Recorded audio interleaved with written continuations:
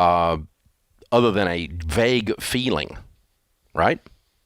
Yeah. Yeah, and you don't need to make decisions in your life on anything on vague feelings. And so I would just encourage both of you to continue the learning process. And yeah, I would have some real estate in there if you're willing to pay cash for it. But if you guys are just now getting out of debt and you don't have a big pile of money, you're probably not going to be in the real estate market for a while. And buying real estate on debt is much riskier than the stock market is. You're asking for it when you're doing that. So we tell people not to do that. I don't do that. Tyler, I would suggest two things. One, if you've never contacted and met with one of our SmartVestor pros, go to RamseySolutions.com, set up an appointment, and maybe set up 2 or 3 so that he can sit with you in the office of one of our SmartVestor pros and let them answer all of his questions. The minutia to the broad. That's the first step. But I also tell him to go in there. Don't buy anything. Yeah, this is information. We're going to go to class. Right. And you're going to do this as a favor to me. Right. Then the other thing is I'm going to tee Dave up really quick, Tyler, because over the course of 50, 60 years, what's been the average rate of return on the stock market? A little over 11, close to 12. Yeah. She's got to speak in super simple terms, almost the Ross Perot poster board. Here's the graph. Here's what it's done over a long period of time. Simplicity will help. Yeah, but I mean, it's you just learn the history of something. That's right. And then you don't worry about it, as much because facts are your friends. Fear is not your friend. This is the Ramsey Show.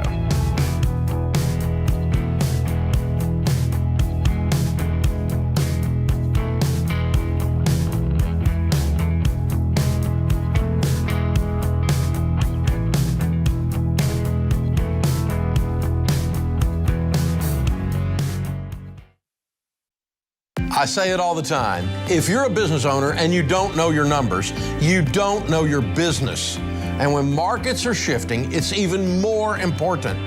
You've got to know where you stand so you make your next move the right move.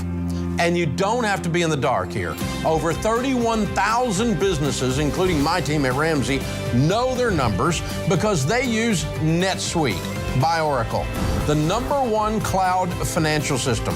NetSuite gives you visibility and control of your financials, planning, budgeting, and inventory so you can manage risk, get reliable forecasts, and improve margins. Having everything in one place has saved my team hours each week since we made the switch to NetSuite. NetSuite is a game changer. So head on over to netsuite.com/Ramsey to get a product tour today. That's netsuite.com/Ramsey.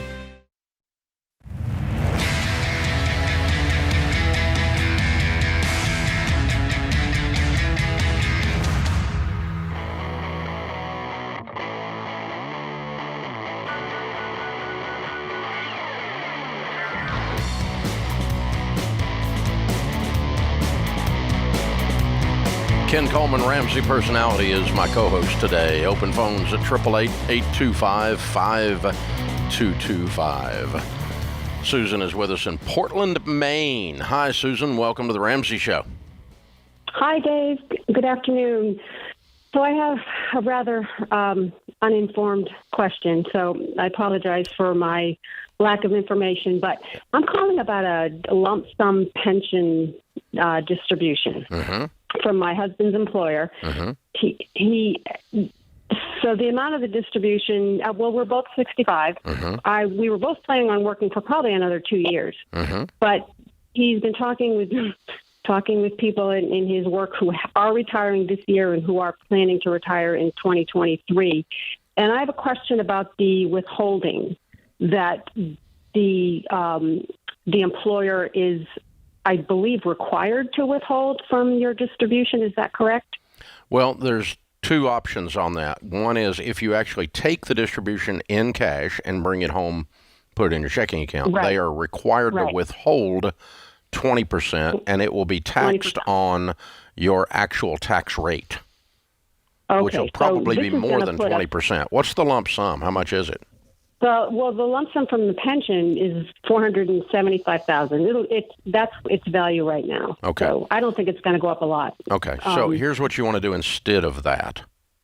you want to go to your SmartVestor Pro, your investment advisor, and do a direct transfer rollover of the lump sum distribution into an IRA in mutual funds.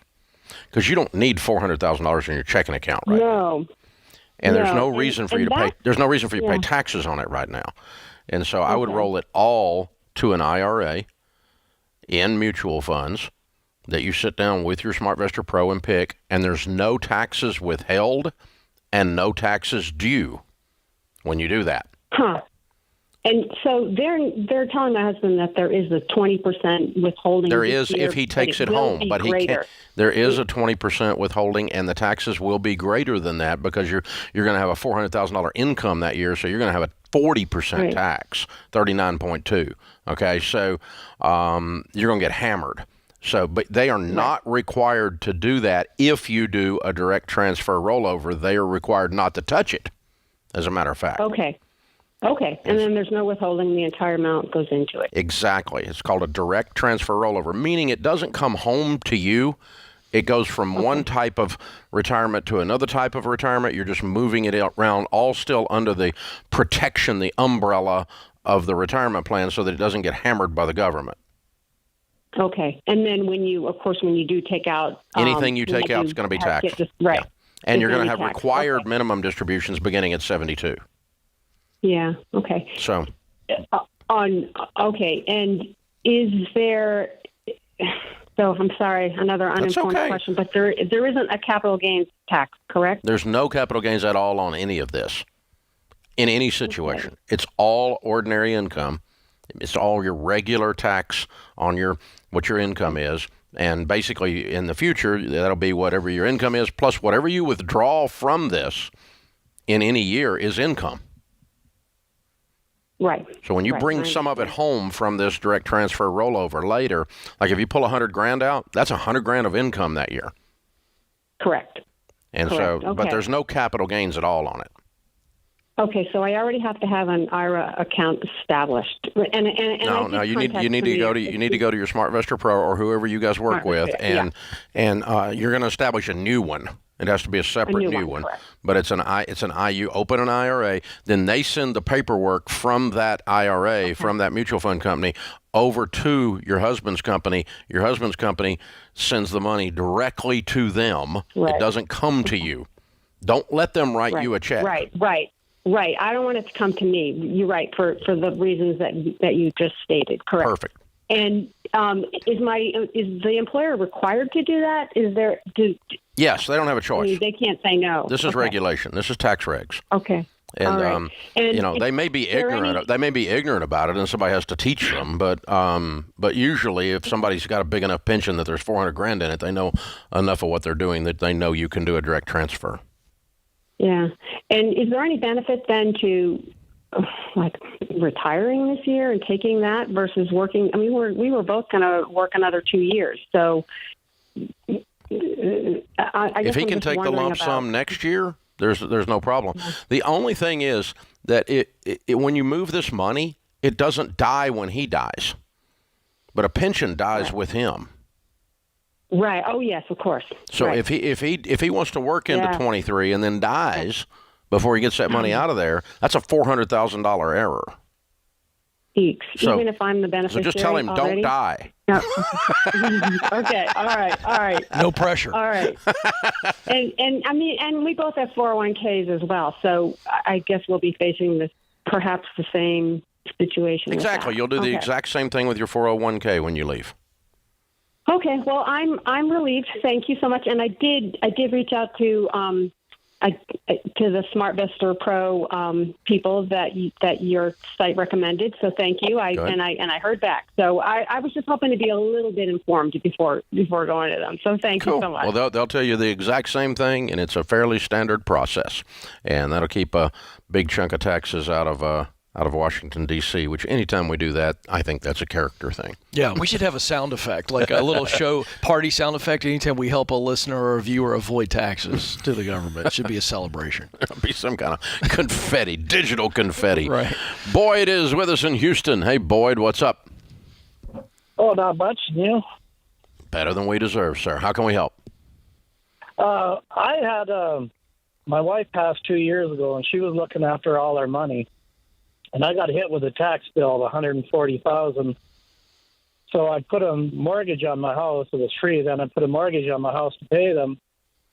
When she passed, and I've been trying to figure out. I had $2.2 million to start with in my 401k, but I didn't want to make any movements on it until I got everything, because looking after the money is a hard job.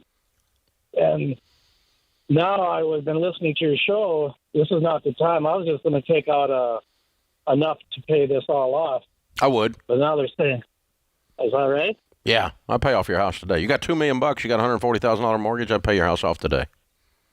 Yeah, well, it's dropped down to $1,700,000. Yeah, it'll come back up. I'm not worried about that part. I just want you to be rid of the mortgage. How old are you? I'm 66. Okay. Are you confident about what you're doing with all this stuff? How did you end up with a $140,000 tax bill?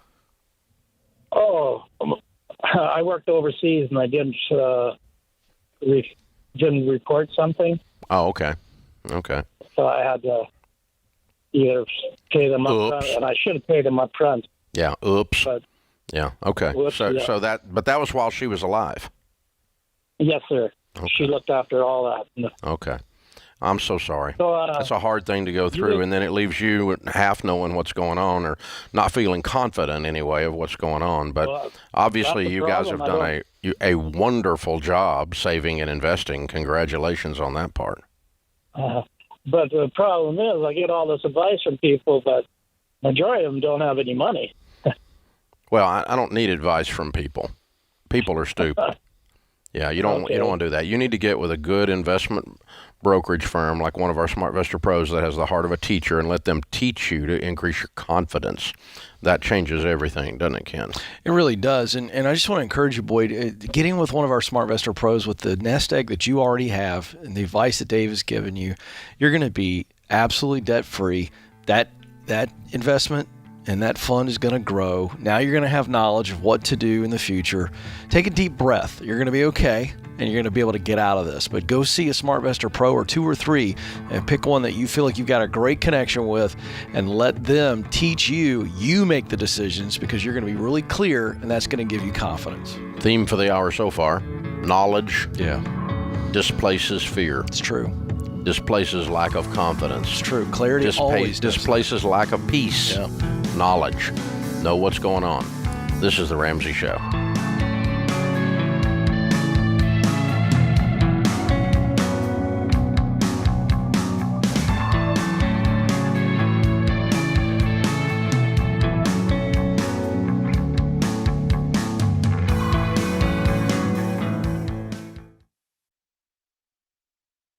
Life is full of firsts.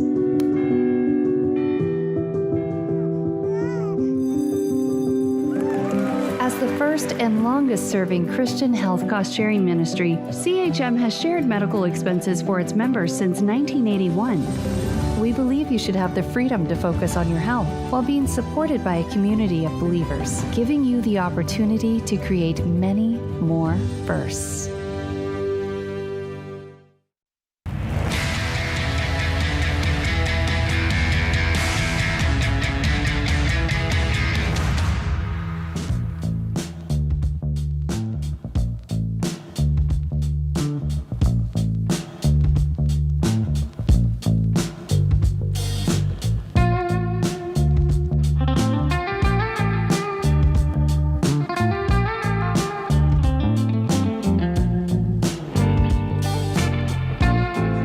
Ken Coleman, Ramsey personality, #1 best-selling author, is my co-host today.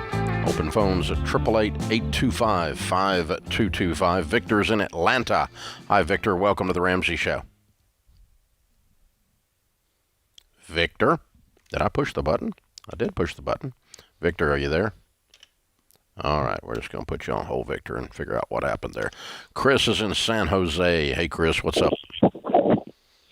Hello, how are you all doing? Thank you for taking my call. Better than we deserve. You're welcome. How can we help? Yes, we're in kind of a unique situation. We just recently moved to San Jose from Oklahoma, and we sold our home there, and we want to follow the baby steps and listening to the show for a little bit. But we also want to be able to buy a house someday. We have 4 children, and we're not sure if we should follow the baby steps, even though I normally know you would recommend doing that. We have about 3 to 6 months of reserves, but my job is not necessarily very secure because I'm a pastor. And because it's so expensive here, it would put us in a really bad spot if we were to use the money that we have in savings to pay off our 2 vehicles, which we could pay them both off right now, but it would leave us with no savings. We just bought a new van because we have a 4th child. So we're not sure how to proceed. We have no retirement to speak of except for my wife's retirement, who's about to be a stay-at-home mom as well. Based on the situation that we have 4 children, she has about $12,000 in her retirement account. Which what's your income, Pastor? Make $75,000 per year, but that's before tax. I'm considered self-employed, but then I also get another $2,200 per month from VA disability. Why is it not stable? Well, just why did you move your family from Oklahoma City to California to a not stable situation? I found out more about the finances after I got here.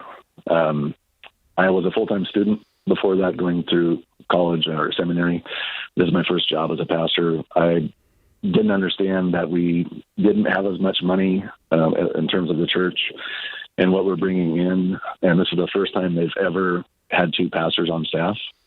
They already had 1 on staff. So I was not completely aware of how it could be. We're getting by. It's been a year now, and everything's good this far. It's just, I suppose it's unstable in the sense that if something went south at all, if God forbid something like COVID happened again or whatever, I might be the first one that gets let go is my fear there. So what do you owe on your cars?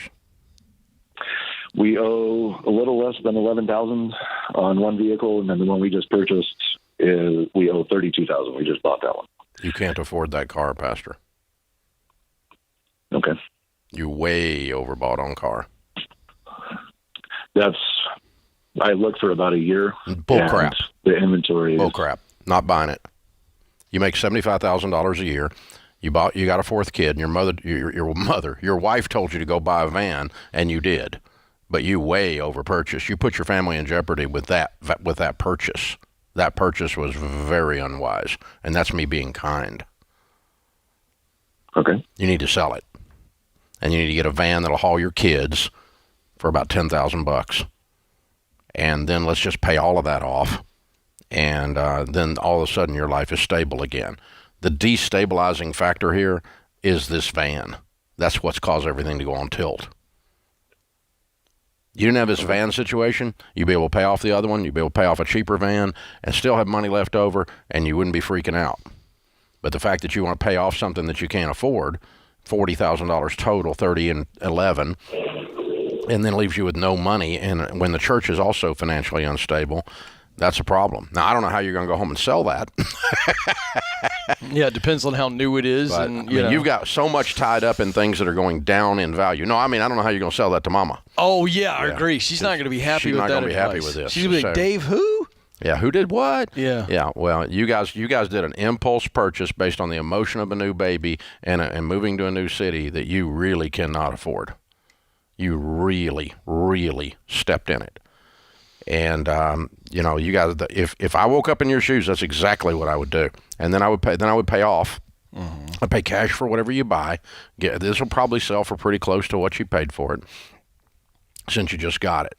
But you simply bought something you can't afford. When you have more than half of your annual income tied up in things that go down in value, it's very difficult to prosper. Very difficult. And cars and anything with wheels and motors goes down in value, period. And so this is just you guys did a lot of, you graduated from seminary, you moved, you took a new job, you're in California, you had a new baby, there's a lot going on, so I'll cut you some slack, but But you got to go back and undo this decision. Yeah, and I would just, challenge you, Pastor, that this with your training, you're in ministry, you're going to have to go home and talk to your wife about this, and this is going to have to be vision casting, not demands. You're going to have to, she's got the safety gland, and she's got that desire gland, and she wanted that van, and you got the new baby, and she really loves that van. She's probably never had a van that nice. That's a tough battle to fight, but the way you win that is I would literally take that car payment, and if I were going to do this with Stacy, I would write that figure big on a piece of paper. This is what we're paying per month. And then I would just do some simple math, times 12, times 24, times 36. So she can see if we sell this van and we don't have this car payment anymore, look how much more money we actually have, and really speak to her safety gland. I think that's the best way to do this. I really do. Proverbs 22:7 says the borrower is slave to the lender, and sir, you are feeling that. Yeah. You're feeling trapped, and you know you are. And that's what did this. And so, sorry, but that's exactly what I would do if I woke up in your shoes. And if you don't do this, you have left your family vulnerable. Not the church that is in question, not the move, not you being called to the ministry. None of those things left your family vulnerable. A stinking van did. So let's just call stuff what it is. So that's what the danger. It's a danger point, is what it is. And without the pressure of that particular thing, this whole situation changes pretty dramatically. Victor is with it. That was Victor. No, it wasn't. I tried to get Victor a minute ago, and I screwed it up, or Victor screwed it up, or who screwed it up, Victor? You or me? I have no idea. How can we help, man? But I'll take the blame. That's okay. Sometimes I hit the wrong button. I've been doing this a while, but I do it sometimes. What's up? Hey, nothing much. So I'm in the process of selling my house right now, and I'm not sure exactly how much I'm getting back. But I was just trying to see, is with the money that I do get back, it might be 30,000, might be a little bit more, because we still own the house. So I was just trying to see, with the money that I get, what should I do? Should I save it? Should I pay off some of my debt? Or where are you going to live? I'm actually moving in with my sister for now until I figure out a situation. I don't think buying a house right now is the best idea. So, and I don't because of the situation in your life. Yeah. Okay. Yeah. All right. So for right now, you're just kind of reaching for some safety. Yes. How much debt do you have, sir? So I owe $26 on my car, and if I sell the house, that would take the debt off the house. So $26 on my car, and maybe like $900 credit card debt. What do you make? $55,000 a year. There's a theme here, Ken. Yes. Yes. Yeah.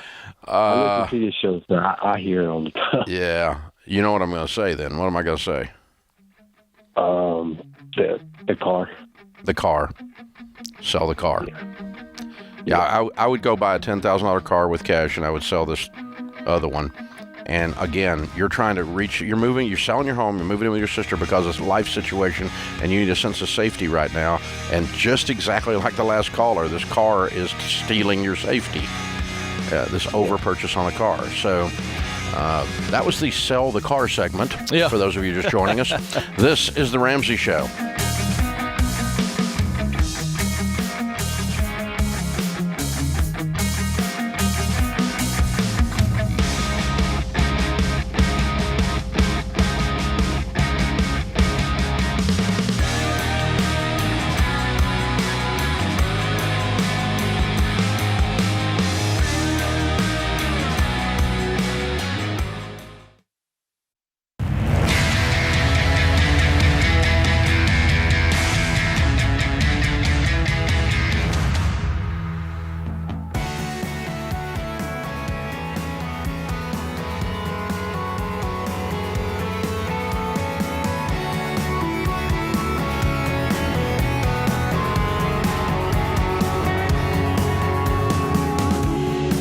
Ken Coleman, Ramsey personality, host of the Ken Coleman Show, where he talks about jobs, careers, getting the ability to make money doing something that you actually like.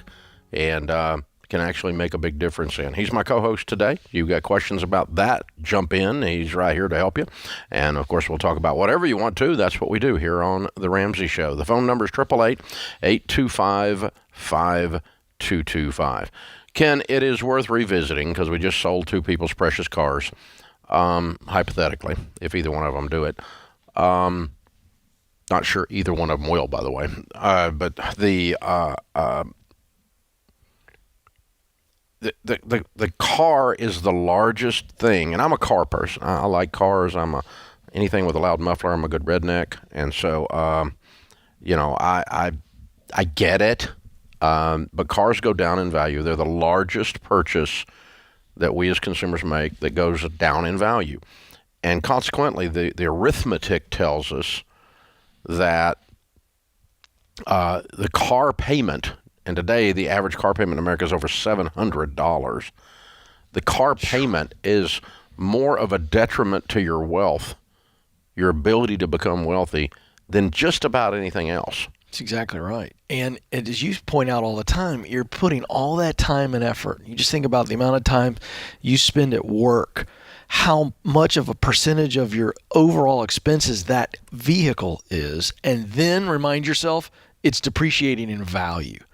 And you're going to be upside down in it before you know it. And that's what, George and I co-hosted the show a week or so ago, and he showed me this TikTok video we played for the audience.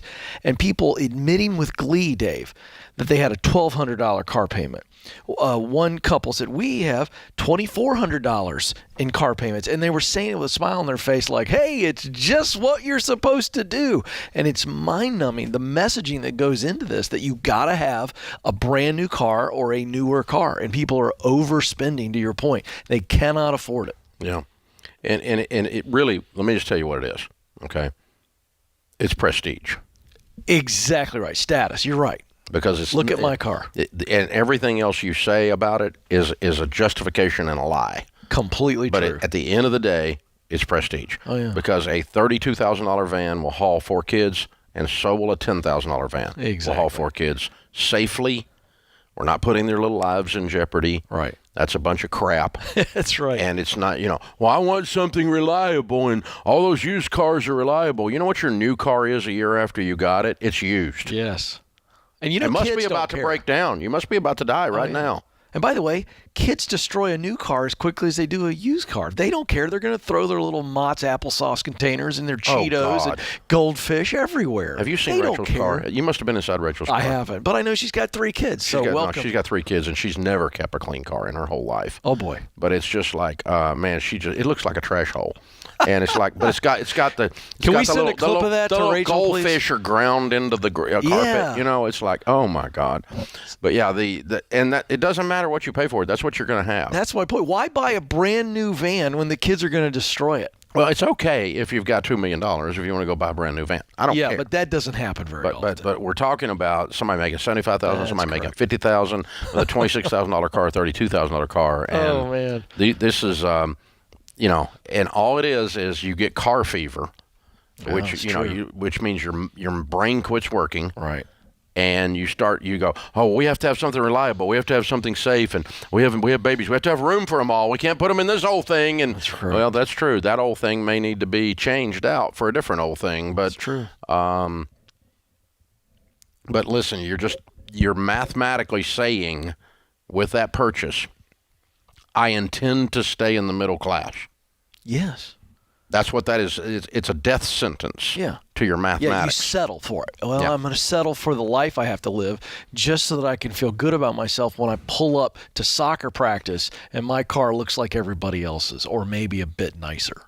Yeah. You really nailed it on the whole status symbol thing. Well, it's even worse than soccer practice. It's the stoplight. Oh, right. At least you know the people at soccer practice. The people at the stoplight, you'll never meet them. And the amount of money you lost while you were sitting there at the stoplight to impress someone you will never meet is astronomical. So true. I had a young guy call on the show one time and talk about how he was in sales. And he needed the really nice car because it went into his entire credibility. And I said, let me tell you something. You realize there's parking spaces in the back of the lot or around the corner. They don't care what you're driving. You're not driving into the lobby of their building. Park around the back. look sharp, use an iron, you're going to be okay. Brush your teeth, take a bath. You don't need a super nice car to close a deal. Yeah, if you do, then you got the wrong deal. Yeah, it's a problem. I've done sales most of my life of one kind or another, and I don't recall ever making or losing a sale based on what I was driving. It's true. When I first moved to Nashville years ago, and I was in sales, I was driving a Ford Taurus, Dave, that had no air conditioning, and the carpet, or whatever you'd call the fabric on the roof, the headliner. Thank you, Dave. I just said carpet. It probably did have carpet. I had shag carpet. If it was a Taurus, you had shag carpet on the roof. But the top of the thing, one day, Dave, it started drooping. Yeah. And I had that. Stacy and I were newly married. We've been married 2 years, and I literally had a staple gun that I bought recently for household duty, and I fell in love with the staple gun. Jeremy Breland, one of our leaders here, saw this. I got out of the car one day. It was irritating me. It was coming down. I'm a short guy. And I got home, and I went and grabbed my staple gun out of the garage and went in and went, poof, poof, poof. 3 staples. It was fantastic until I gave it away to a 16-year-old girl in our church that needed a car. But I drove it for 3 more years with staples in the headliner. Yeah, I've done that too. Get over it. Nobody cared. It was a great story, actually. Yeah, and you need those stories to be able to tell your kids someday. Yeah. Stephen is with us in Cincinnati. Hey, Stephen, welcome to the Ramsey Show. Hey, Dave, how are you? Better than I deserve. What's up? So I have a question about giving. I'm 20 years old, and I'm on baby step 3B, and I have some close friends of mine who just recently lost their baby that they were carrying, and I really felt led to give them a gift of $1,500, and I know that they're not that good with money, and they're pretty normal when it comes to debt and being in debt, and so I really feel led to give this to them, but I also kind of want to plant the seed and find a way to get them on board with your baby steps and maybe give them my copy of the Total Money Makeover. But I don't know how to do it like in a way that's not, hey, you're fat, here's a diet book. And I was just wondering what your and Ken's advice would be. You're a great guy. That's Steven. awesome. You're great, man. I love you. That's awesome. That's very good. Cool beans. The thing I learned to do years ago is I don't have to talk about them. I'll just talk about me. And I don't mean that in a self-centered kind of way. My point is this. You don't need to tell them things about them that you have observed. Just talk about you and just say, hey, there was a point in my life I was really struggling with money, and I had done a bunch of stupid stuff, and there was a lot of stress in our life, in our marriage, and all I did is worry about money all the time. And when I finally got control of it, it changed everything. And this book, the stuff in this book is exactly how I did it. And I don't know if you guys need any of that or not, if that matters to you or not. But I got to tell you, the stuff in this book meant a lot to me. And so I wanted to give it to you as a gift. I have a follow-up. I've been following your program and your baby steps since I was a freshman in high school. So I can't really come from an angle where I've made big mistakes with money, which is a good thing, but how about the household you grew up in? Oh, yeah, lots of mistakes. I learned then exactly just what not to blame do it with on money. your parents and just say, when I was growing up, Mom and Dad were doing this stuff, and so I couldn't stand the idea of handling money, the stress I saw in our household when I was a kid. And so I started doing this stuff a long time ago, like when I was in high school. This is the stuff I did, and it's kept me from having to have the stress. Same angle, but the point is you're talking about your story, not their story. And, that's not offensive then.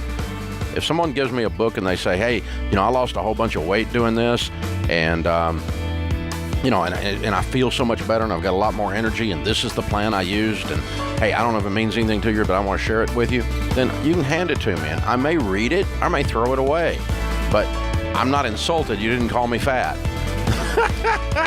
This is the Ramsey Show.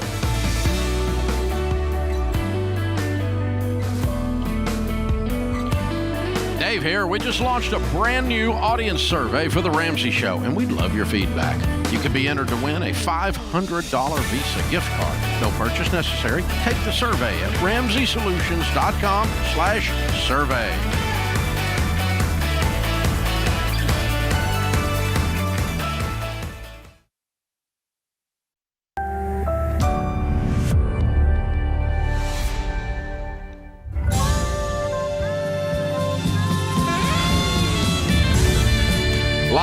from the headquarters of Ramsey Solutions, broadcasting from the Pods Moving and Storage Studio, it's the Ramsey Show, where debt is dumb, cash is king, and the paid-off home mortgage has taken the place of the BMW as the status symbol of choice. We help people build wealth, do work they love, and create actual amazing relationships.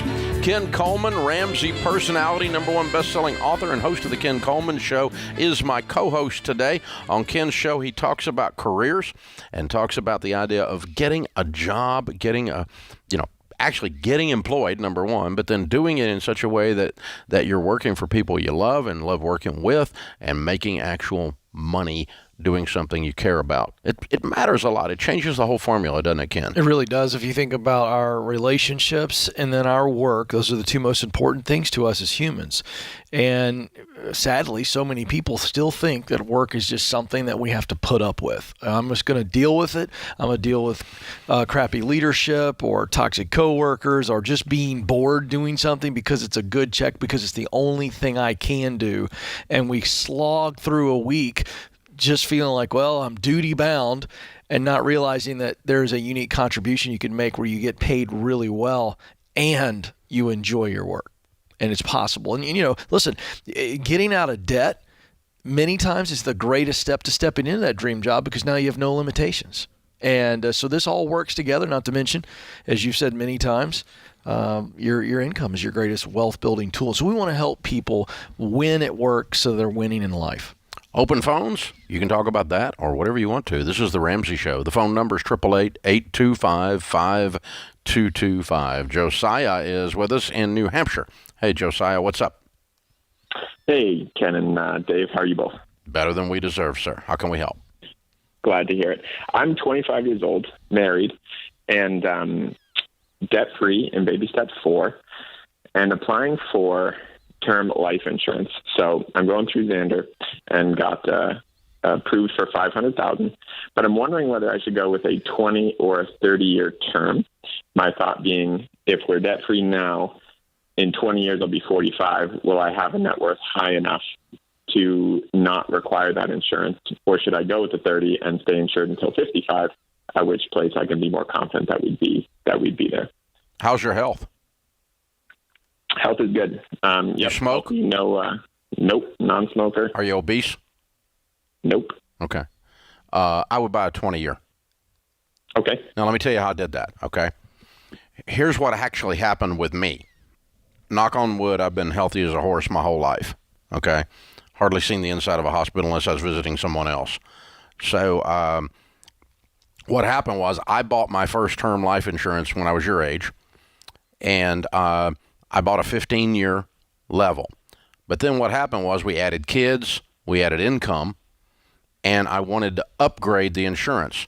And so I had a choice then of buying yet a new policy and getting rid of the old one, or just buying additional. So like I bought $500,000 in your case, okay? Later on, I might buy another $500,000. But that might be 3 years from now or 5 years from now. And as you've noticed, it's not very expensive. Mm-hmm. Doesn't cost much money. And so what's going to end up happening is unless you lose your health along the way, your ability to get insurance, you're going to end up adding policies or buying whole new policies and starting the clock over. Gotcha. So you don't need a 30. You're going to end up buying a series of policies or replacing the earlier policies as you want more and more and more, depending on which way the math works the best. And then you're going to be in a position to begin dropping them later. Or when you look up and you're 45 and you go, we're 100% self-insured, you just cut the cord on the whole thing and let them float away. And so, but what ended up happening in our case was I've added policies every 5 years or so, from 25 all the way up to 60, not to 60, about 50 something. And I kept some policies, even though I didn't need them recently, just SWI, Sharon wants them. And it really didn't have anything to do. I mean, it wasn't like that policy is going to make the difference whether she eats or not. It's kind of silly. But even those policies are starting to expire now, and we're definitely not going to buy them, even if she wants them. I'm done with this. So we have convinced her that she's okay. I think I've got a acronym for that one. What? If Sharon wants it as SWI, you just came up with a new one. DDI. DC. Dave doesn't care. DDC. You're not doing it. You're done. Well, I mean, it's she's okay, and she knows she's okay for now, and heaven's sakes, yes. that's gotten rid of that need. But what ends up happening is you're not buying one policy that's going to serve you throughout your entire life. You end up adding incrementally as you go along, and so 5 years from now, if you buy another 20-year policy or another 15-year policy, you just started that clock over on that portion. The other one, when it expires, you're probably not going to renew it, 20 years from now. That's where I am at. You're describing our journey as we began to have kids, 3 kids. You added as you went along? Yes, added as I went along. Obviously, we were able to upgrade in-house over time. And so sitting with our SmartVestor Pro, we determined what that right amount was. And it was like 3 or 4 years ago I just did it. And so that'll probably be the last one, obviously. I mean, we shouldn't need it at all. And so that you described exactly the journey that I'm in. Yeah. And I'm 23 years older than him now. But the way our brains work, and I did the same thing, Josiah, when I was your age, I'm thinking, well, if I want to just get a 30 and I'm done, it's over. But it really, it's more life that comes at you in layers rather than linearly like that. Well, explain to young folks, so if they're getting ready to start a family, what you recommend when you go from a couple with no kids to 1 kid or 2, how you would... The whole time I'm just saying, 10 to 12 times your income. Because when you're 25, if he's getting $500,000, then maybe he makes $50,000, okay? If something happens to him, if she's got $500,000. If she got a little baby, she's still got $500,000. Invest that at 10% in a good mutual fund. If it's making 10%, it would pay out $50,000. We've replaced his income without even touching the principal. Yep. And so that's the idea of 10 to 12 times your income on you. And guys, you got to go to Xander Insurance and get a quote if you haven't done this, because the deal is people are blown away how cheap term life insurance is. And it's gotten cheaper over the years. Oh, yeah. I bought some one time at 45, and I came back in my 50s to buy more. Yep. And even though I was 7 or 8 years older, it was cheaper. Yeah. Because the rates had come down, because they're using better and better and better actuarial tables that are more modern and reflect the health improvement. They were using tables from the 1940s. Oh, yeah. And then they started using tables from the 1960s, and now they're using tables because life expectancy has changed. Yeah. And, I mean, it's already cheap, but if you have the preferred health designation, I don't know if that's what they call it, you can make a lot of money. I like to recommend this to dudes. I dropped weight like a wrestler 3 years ago when I did it. Super disciplined, Dave. Yep. And I got the preferred rate and got more. Oh, here's another one. Still saved. If you smoke, oh, yeah, it's double. Oh, yeah. It's double. Yeah. Double. Ooh. That's why I asked if he smoked or he was obese. Yeah, that's right. Because it's double. All you got to do is just quit smoking, and it cuts your insurance in half. Yeah. Oh, and it saves you on all the cigarettes. Oh, and it saves you on all the health problems. Yeah. And, And no quarter pounders within 3 days of taking your blood test. There's some world-class advice, Dave, right here on the Ramsey. That sounds like that came from experience. Oh, yeah. This is the Ramsey Show.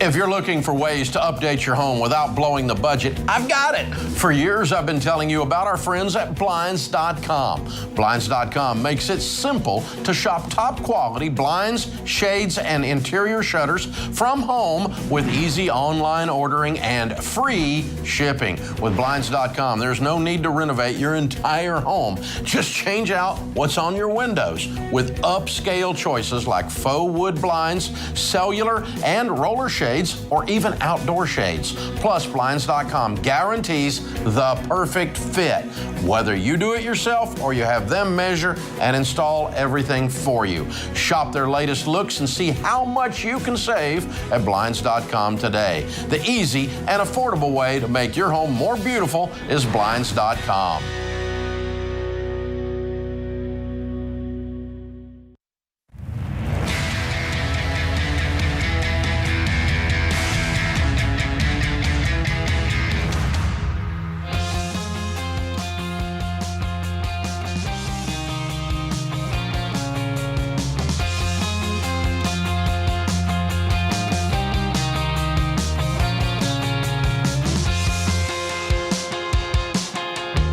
Ken Coleman, Ramsey personality, is here. He talks about jobs and careers every day. His #1 best-selling book, From Paycheck to Purpose. He's my co-host. Have you ever noticed that when you commit to change in one area of your life, it's easier to make progress in the other areas? Met thousands of people along their journey to building wealth who also did other things, like lose 50 pounds or find a career that they love or overcome stress and anxiety. What seems impossible is possible when you have a SMART plan. And a SMART plan, you turn up the focus and intensity on your goals, and that's why we're bringing the SMART Conference to Dallas, Texas on Saturday, October 22nd. It is our only live event with tickets left in the fall here, and we'd love to have you. The tickets are $35 for general admission. VIP and Platinum sold out long ago, and there's probably about 1,000, 1,500 tickets left to this. It's going to be about 8,000 folks, and it's all day long. It is your top thought leaders in every space. Ken Coleman will be speaking from his #1 book, From Paycheck to Purpose, how to find and get the job that you love, making money like you've never made before. It's awesome. Rachel Cruz will be speaking on money, of course. Dr. John Deloney will be there speaking on mental health and mental wellness, on parenting, marriage, boundaries, all of that mixed in. George Camel, Ramsey personality, will be speaking as well. Others, I'll be speaking. And on marriage, Craig Groeschel and Amy from Life Church in Oklahoma City. So looking forward to having you guys all with us. This is Dallas, Texas, Saturday, October 22nd. There's not a lot of tickets left. If you want to come out, do come out. We ran into a lot of people at Phoenix this week who had wanted to get in and couldn't get in the sold-out events there in Phoenix. So don't wait until you're one of those folks. RamseySolutions.com/events and get your seats today. This is the Ramsey Show. Open phones at 888-825-5225. Our question of the day comes from Blinds.com. Find out for yourself why Blinds.com is the #1 online retailer of custom window coverings. You get free samples, free shipping. And with the new promos they run every month, you'll save even more. Use the promo code Ramsey to get the best possible deal. Today's question comes from Rachel in Tulsa. I am currently doing a survival job and planning to pursue a career as a UX UI designer. I found a 6-month program at a college for $5,000 that would set me up well for career placement. I do not have anything saved at this point and wanted to know if it was smart to borrow the money to complete this program, if I would be able to pay it back quickly. The answer is no. It's not okay, and you don't need to borrow. Let me give you just a really quick exercise that'll open up your mind here to how achievable this is. If you need $5,000, let's just take 20 hours a week. If you can work 20 hours a week additionally to what you're doing, and you get a job making $20 an hour, that's very doable. That's not a pie-in-the-sky example.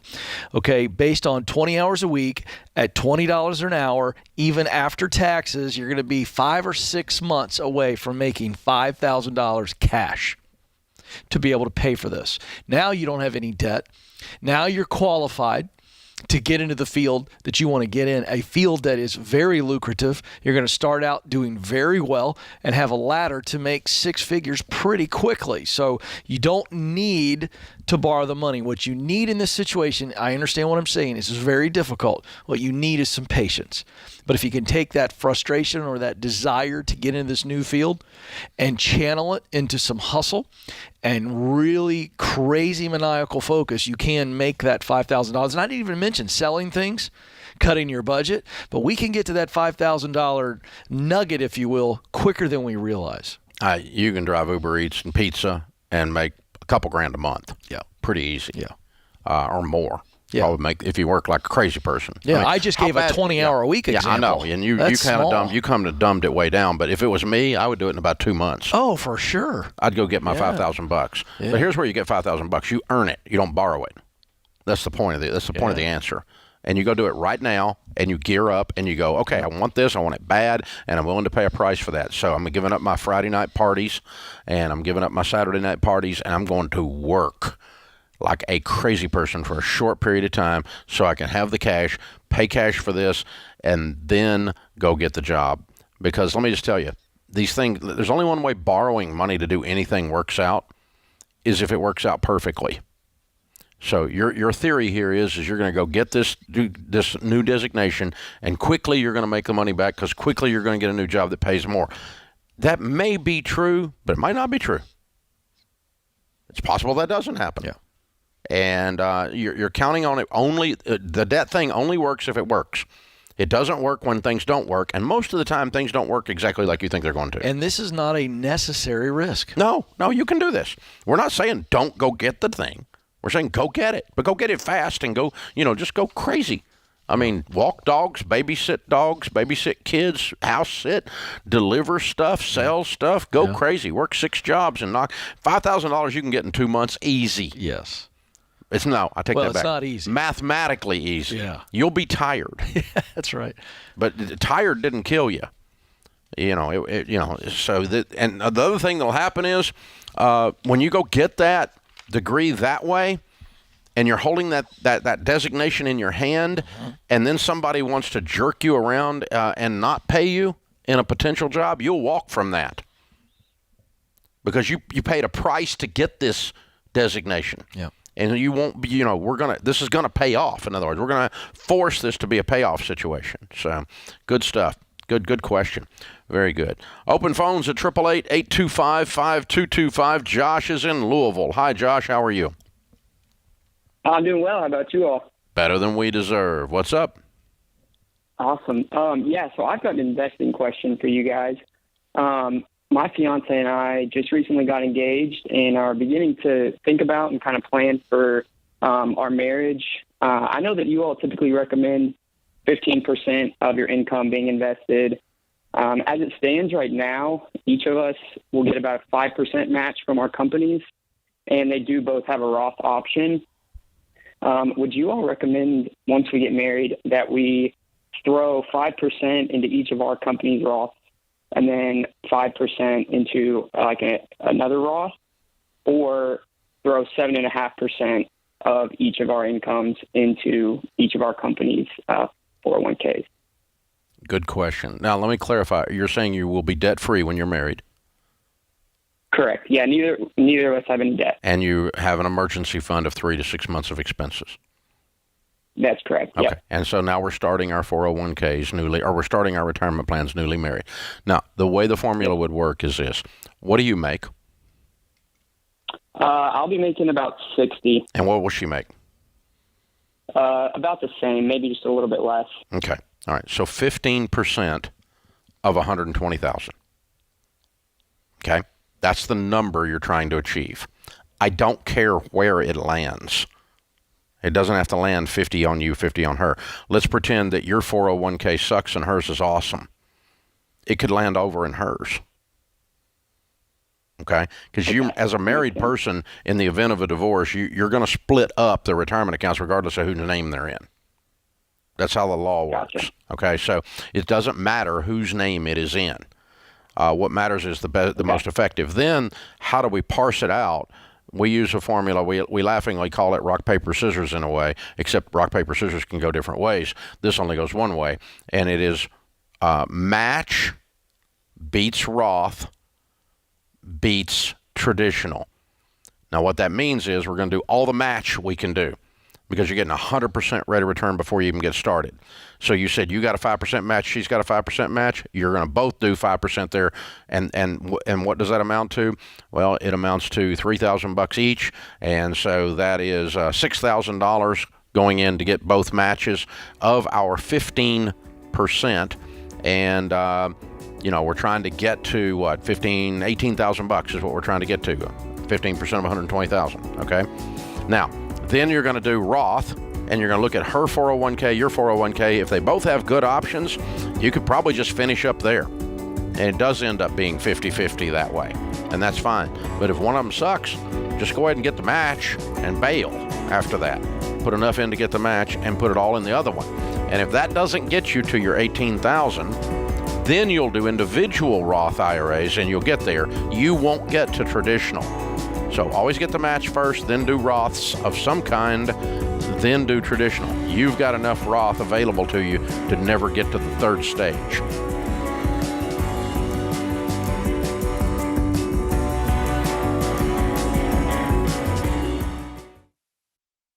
Look, I love real estate, and I want you to have a house, but I don't want a house to have you.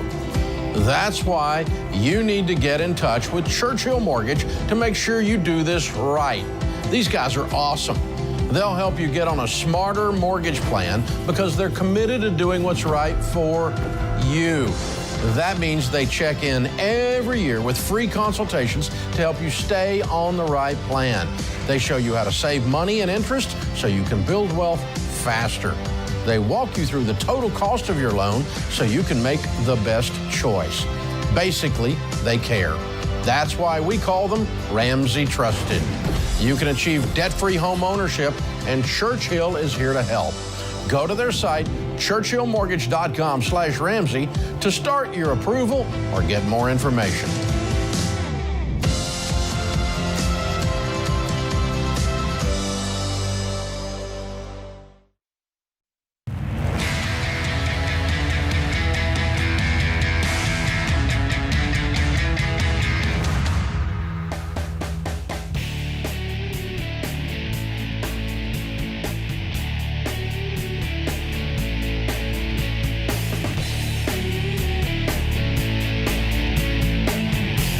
Ken Coleman, Ramsey Personality, is my co-host today in the lobby of Ramsey Solutions on the debt-free stage. Christina is with us. Hi, Christina. How are you? Good, thank you. How are you? Better than I deserve. Welcome. Where do you live?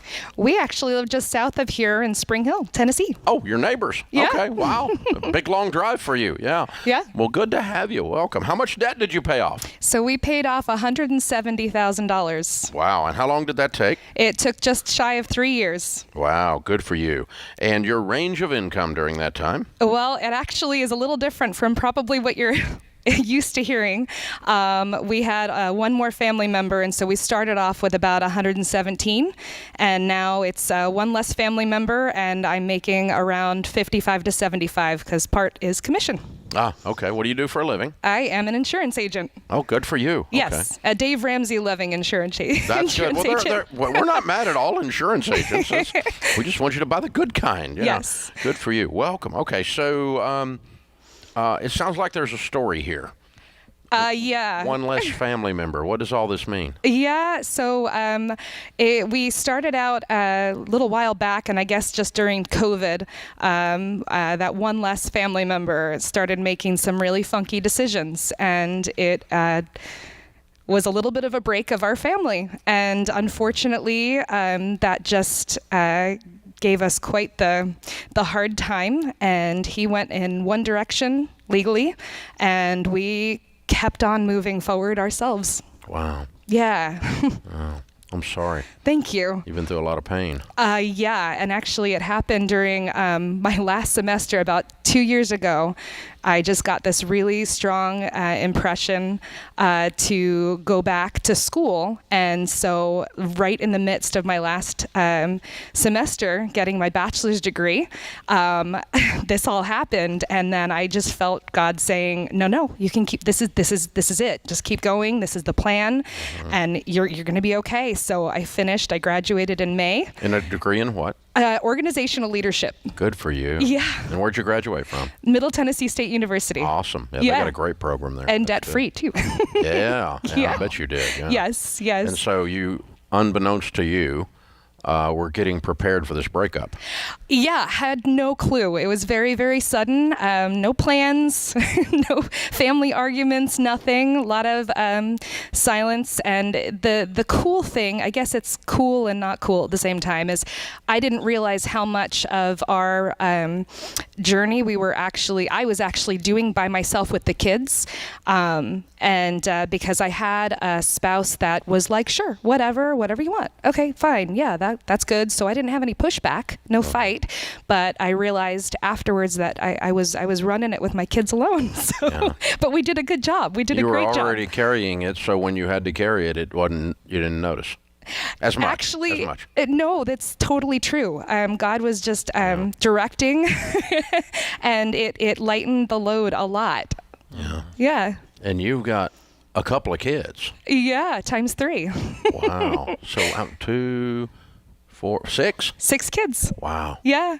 Yeah. Always wanted a big family, and we made one, and I have no regrets. And they've been amazing. They've been on this journey with us. We put up a kind of a thermometer up on the wall with really cool chalk and colors and all that.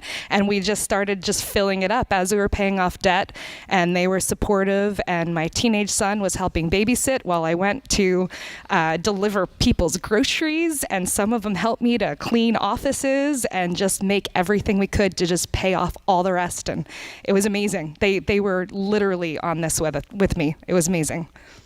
I mean, you have walked through hell, and you're joyful and bubbly about it. It's great. I mean, your attitude is amazing. Yeah, Thank you. I'm quite honestly stunned. And I guess the only question that's popping in my mind right now, I'm rarely speechless, but the only question that pops in my mind is how much does the financial piece come into play in the world you're in right now? Well, I mean, had I not been, listening to God this whole time, I would have, with everything that occurred, I would have no degree. We'd have debt. I don't know what we would be doing, but instead I was prepared to be able to go right into a great job, one that I love, by the way, because I followed a lot of your principles, John, and very, very happy. And we don't have any debt, no car payment, nothing. And so I was able to maneuver us upward without going into debt because we needed money. We were like, oh my gosh, no more paycheck. So that was a big deal. Huge deal. What kind of a ladder do you have financially now in this new role? I'm sorry, I don't really understand. How much opportunity for you to grow your income? Upside. Yes. Yeah. Oh, I'm sorry. Ladder, of course. Yeah. A ton, actually. Where I'm working, I work for a very, very supportive team that thinks very much like I do, and we're it's amazing. But I'm really good at my job, and so they put me in what's called the aspirant program. So, give it 5-10 years, and I'll have my own agency. I'm not going to go into debt for it, obviously. Yeah. You're going to be crushing it. Wow. Yeah, it's going to be great. But it really all came down to, when you said before, kind of going through hell, I'll tell you, it really shows you, kind of like money in a way, shows you what kind of person you are. Yeah. You either sink or swim. You either get negative or you get positive, and you just, it's what you feel like doing. And we felt like surviving and having a nice, happy life and not going downward and not digging a hole. And so we did. Well, I'm going to tell you, you have a spine of iron. Thank you. There ain't no stopping you. Yeah, you're a force of nature, girl. Thank you. I love it. And you're taking the high road, obviously, by staying vague, and I'll respect that. Thank you very much. On all the crap and everything. But the good news is you just kept smiling and kept pushing and kept smiling and kept pushing, and God has rewarded that. So proud of you. Thank you. You have to feel accomplished. You have to feel powerful. Yeah, it really kind of gave that, when you say spine of steel, John, it really did, because when you get to that point, it's not a pride thing on the wrong side of pride, but it's more like, I can see now that I really am able to do this. Yeah. And I was just telling somebody when we were driving over here, the kids are listening to you guys on the radio with other people's debt-free screams, getting them ready. And there's someone talking about credit cards, and I looked over at my son, Ben, and I was like, hey, some people really do use credit cards. And I just thought he would be like, oh, yeah, that's true, Mom. But he was like, oh, really? And I was like, yeah. And he goes, oh. I feel sorry for them. But I will tell you, though, we really didn't do it completely alone. We've had a Ramsey financial coach, Mr. David Gibbs over here. He has just stuck with us this entire way. He's been with us almost 3 years. That's good. Yeah. What a wonderful story. We're very, very proud of you. Thank you. Okay, what do you tell people the secret to getting out of debt is? Oh, working really hard. Take every single side job you can. Just keep smiling about it. Tell yourself this is right and you're strong no matter what you've got going on. And that's the reason I wanted to do this today, to single moms, to people who have lived through crap, people who think they've got too many kids, they can't do it, whatever it is. That's absolutely incorrect. And I've got 3 kids who are special needs, and we pushed everything. So oh my goodness. Anybody who says they can't, that's absolutely false. Wow. Well, you just proved it. Yeah, you just proved it. Thank you. Mic drop. Wow. We got a copy of Baby Steps Millionaires for you, Financial Peace University 1-year membership and Total Money Makeover. Read them, give them away, whatever you want to do. Bring the 6 kiddos up on stage. Let's introduce them right quick before we run out of time. So what are their names and ages? So just going from top to bottom, this is Daniel, and he's 14. Benjamin is 12. Julie is 11. Joshua is 9. Rebecca 7. And Elizabeth is 5. Amazing. Christina and the team from Nashville, $170,000 paid off in 3 years. Count it down. Let's hear a debt-free scream. All right, ready, guys? 3, 2, 1. We're debt-free! Wow!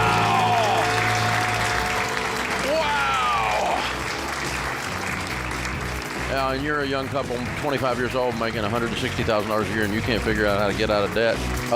Shut up. This is The Ramsey Show.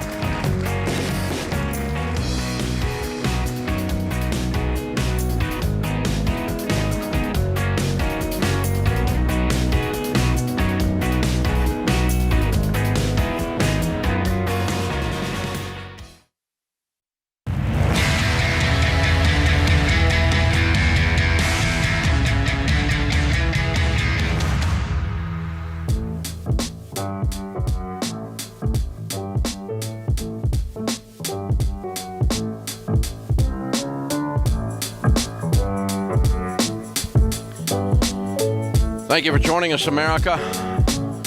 Ken Coleman, Ramsey Personality, is my co-host today. When you're worried about money, it's all you can think about, and that stress affects everything, your family, everything, until one day you look up and you feel like your entire life's on fire. You don't have to live that way. You don't have to. When you have a plan for your money, you'll discover peace even in the middle of the fire as you walk your way through it and out of it, just like our last debt-free screamer. In Financial Peace University, you'll learn the simple plan that's helped almost 10 million people budget, save, invest, spend wisely, get out of debt, build wealth, and increase their generosity. And now the course includes Dr. John Deloney, George Camel, Rachel Cruz, and me. It's the best version of FPU we've ever done, and we're offering at the lowest price we have ever had to make it easier than ever to get started. Decide today you're done letting money stress rule your life. Get started with Financial Peace University. Visit RamseySolutions.com/FPU. That's RamseySolutions.com/FPU. Ken, when I was growing up, I went to, Mom and Dad were in the real estate business, and they would take us to sales conferences, and I got to hear some of the old-time motivational speakers, and later on became friends with Zig Ziglar before he passed away. He was the kind of the king of that. And, you know, they talk all the time in that world about your attitude is everything. And you decide your attitude. And that last debt-free screamer was... I mean, it's intriguing. She was inspiring. Yes. I mean, it was unbelievable.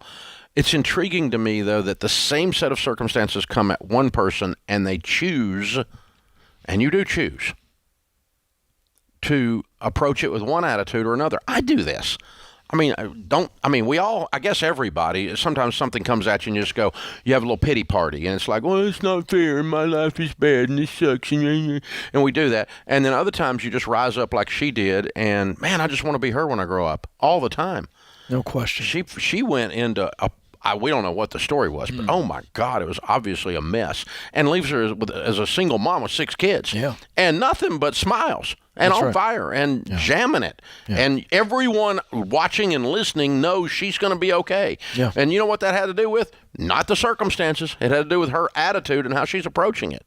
Well, our values drive our attitude. I really believe that. We still have to make the choice, but there comes a point when hardship and the unexpected comes your way, and it's really a fork in the road. And so I'm either going to have a positive attitude and keep pressing on, or I'm going to have a negative attitude and I'm going to withdraw, I'm going to retreat. And there's an incredible woman who her values dictated her actions. And see, attitude determines actions. And I think underneath attitude is always, what do I value? And here's a lady that said, you know what? I got 6 kids. There is no option. I love these kiddos. We've been on the debt-free journey. I'm not going to stop. It's doable. And she realized I was leading the charge anyway, and so she chose to say, you know what? I've still got my 6 kiddos. These kids are everything to me. God arranged it to where I finished my degree just as I needed to. Great professional possibilities. Puts a financial coach in her life to help her, Ramsey coach to help her walk through this stuff. But all of these things she did. Right. And she just looked at it and said, okay, this sucks, but there can be a better future. And I whispered to her just as we took pictures with her. I said, hey, the best is yet to be. And she looked at me and she goes, I totally know that. I mean, that is the attitude that you're talking about. And she's been through some storms. Yeah. Well, and you know, the truth is everybody gets a storm. Oh, we all get welcome to life. We get it. And the last 2 or 3 years have been a storm for a lot of people in a lot of situations. And whatever, whether it's a medical diagnosis, whether it's a relational blow up, whether it's a career blow up, a financial mistake, a business error, or something comes at you that you don't have any control over. But the only thing you can control, and this sounds so Pollyanna, man. When I used to hear these old motivational speakers, I would think, yeah, bullcrap, But there's nothing that comes at you that a negative attitude makes better. Correct. It doesn't make it go away to have a positive attitude and a positive outlook and a way of doing it. But she was a stellar example of, I'm going to choose to embrace this and call it all joy. Yeah, I can hear Zig I can hear him in that classic Southern accent, that kind of evangelist draw. He talked about the attitude of gratitude. And, she in that moment decided to focus on what she was grateful for, not what she lost. So this is a message for me and you. It's a message for everybody listening that whatever it is you're facing, maybe you don't need to look like you were weaned on a pickle. I love that. That's true. Maybe you don't need to sit around going, life is bad, and Biden's the president, and before that Trump was the president, and it's bad, and life is bad, and a lot of people spend their whole existence like that. Keeps you stuck in the past. Yeah, well, it keeps you stuck. Period. Yeah, you don't move out with that one. So, but man, and it's so the lesson for everybody listening, and for me, out of that is I get to decide. Yeah. I get to decide, am I going to smile at this and go, this sucks, and we're going to do it anyway? Yeah. Or am I going to sit on my hands and go, well, life is bad, and, there's systemic problems with the economy, and America's just falling apart. It's a horrible place, and I'm proof of that. That's great. You sound like the guy's had a pickle right there. That's pretty good. Yeah, nobody ever does negative attitudes with a positive enthusiasm. Well, that's the whole point. Yeah, I mean, intonation slows down. It's crazy. I think we all have to choose in those moments. Instead of becoming discouraged, we have to get determined, and I think that's the focus. It's okay. All right, I'm not going to let this overtake me. I'm not going to let it determine my future. And you talk about a true hero. You call our audience, rightfully so, heroes all the time. Yeah. Now, how can you not look at her? And I love that she called out other single moms to say, hey, you can do this. I'm up here to say you can do it. Yeah, I'm up here to prove. Hold my beer. I got you. You can do this. That's right. This is real, and that's a real thing. So Dr. Deloney, John talks about that all the time. That you are not. Your identity is not the worst thing that ever happened to you. Correct. That is not who you are. You're not a product of a negative thing that happened. I'm not a product of being stupid and being bankrupt by the time I was 28. It's just a thing that happened. Did it change me? Yeah. Did it change the direction of my life? You bet. But I'm not a product of it. I'm not Dave Ramsey and I filed bankruptcy. That's not my identity. It is a thing in the rearview mirror. Nowadays, 30 years in the rearview mirror, more than 30 years.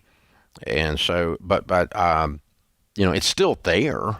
There's still a thing there. It's still there, but it's not defining the future. Well, I love your story, and I don't want the audience to miss that. Dave's obviously wildly successful now, but it's largely because of the failure. Successful men and women don't let failures define them. They learn through those failures. That when you talk about that story, when everything's crashing down on you and the shower's so hot you can barely stand it, I mean, here you sit decades later because you decided to learn from that and move forward. I'll be honest. For about 6 months, all I did was sit around whine. Well, sure. And I blamed everybody else. I blamed the president. Which is natural. I was the guy we're talking about not being, you know. Right. And then a buddy of mine goes, you know, you have a whole bunch of lemons. You probably ought to make some lemonade. There you go. In other words, I'm tired of you whining. You need to go do something with all this and get up off your whiny butt. Yeah. And he called me out, and you know, that was that. I remember where I was sitting in that lunch with him.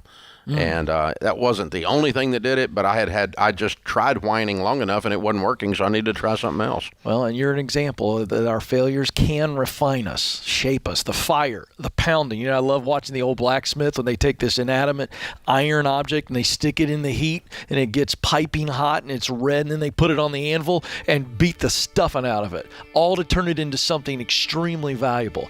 And so you've not lost your value. No. That's what we're saying. Being reshaped. Yeah. And but the hammer hurts. Oh. And the fire's hot. And the fire, yeah. And the fire's hot. Getting there's no real. fun. It's real. It's, you know, having a testimony is a wonderful thing. Getting one's a pain in the butt. This is the Ramsey Show.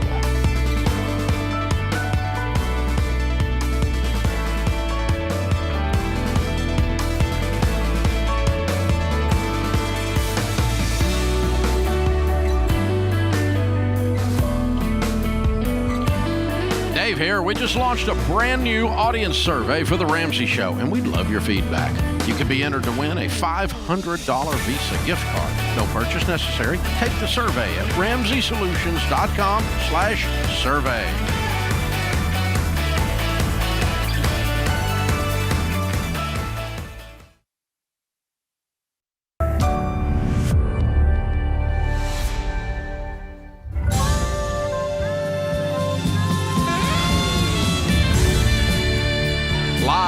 From the headquarters of Ramsey Solutions, broadcasting from the Pods Moving and Storage Studio, it's the Ramsey Show, where debt is dumb, cash is king, and the paid-off home mortgage has taken the place of the BMW as the status symbol of choice.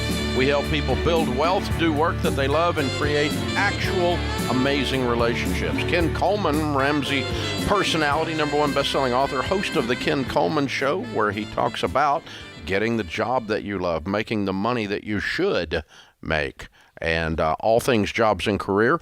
And you got questions about that, jump in. He's here to help. And we're going to talk about your life and your money. It's what we always do. The phone number is 888-825-5225. Dan is in Scranton, Pennsylvania. Hi, Dan. Welcome to the Ramsey Show. Hello, Dave and crew. Thank you for taking my call. Sure. Much What's up? appreciated. So here's my situation. I'm 61 years old. I'm going to be 62 in January. I'll be retiring from corporate America. I'm married 42 years. I purchased a home in Pennsylvania this past April while my New York home was up for sale. And for that Pennsylvania home, I got a 30-year variable rate mortgage for $495,000. And it's currently fixed at 2.8% for the next 10 years with a payment of $2,700 a month. I sold my New York home shortly after I closed on the PA home. So my question is, should I take the $500,000 from the sale of my New York home and pay off the Pennsylvania mortgage, or should I invest that $500,000 in a managed Fidelity Vanguard or some other index fund and use that interest on the $500K to pay off the PA home at least for the next 10 years and then reassess the situation? Because I have no debt other than that PA mortgage. My wife and I should be bringing home about $11,000 a month when we retire, as I have a pension and I got $1.1 million in my 401k, which is mostly sitting in cash money market now. Why? What should I do? Why is it in cash and money markets? Well, you know, I've had it invested in index funds for 25 years, and I've done well at it. And they're on sale right now. I'm nervous had I had that in there where my market's losing 20% this year. So that's what scared me. I dabbled back in about a month ago. I put the $300,000 into the market. Again, split it in index funds, small, medium, large cap index funds, 33 1/3. So I don't know. Yeah, I think the market's on. Hey, I'm your age, and I think the market's on sale. I haven't taken any out, and I'm putting money in. I think it's a good buy right now. So you can do what you want to do, but I wouldn't have $1.1 million sitting on the sidelines making no money. That'd drive me nuts. Now, what about the mortgage? I pay it off tomorrow. And not use the interest on that. You've asked this question suggesting the answer 6 times. And so you really don't want to pay off the mortgage. You really want to invest it. But let me tell you why I'm telling you to pay it off. Okay? In our study of 10,000 millionaires that are sitting about where you're sitting, the vast majority of them were between $1 and $3 million net worth, which is exactly where you're sitting. We did not find any of them that said, not one, not a single one, that said the way I became a millionaire was borrowing on my home to invest in the stock market. None of them said that. And effectively, that is your question, isn't it? Yes, should exactly. I borrow on my home at 2.8% and invest in index funds? Oh, wait, I've got $1.1 million on the sidelines because I'm scared of the market and I don't think it's going to do that well. You're talking out of both sides of your mouth. Yes. You answered my question. No, hey, Dan, listen, here's the thing.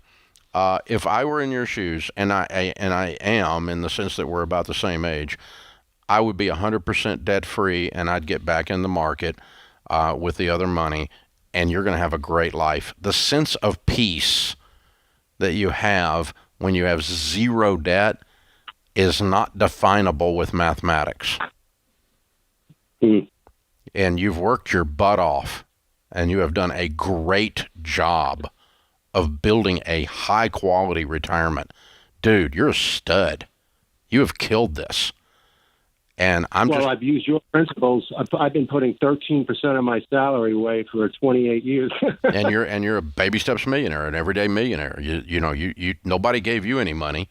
You're the guy that got up, left the cave, killed something, and dragged it home. You showed up at work when you didn't feel like it and got stuff done. You got grit. You're that guy. That's how you got where you are. I know that about you because I can tell it. I can see it in the numbers. You don't get where you are being a melting snowflake, okay? You get where you are grinding and showing up and being a man of honor and a man of duty. And that's who you are. Am I wrong?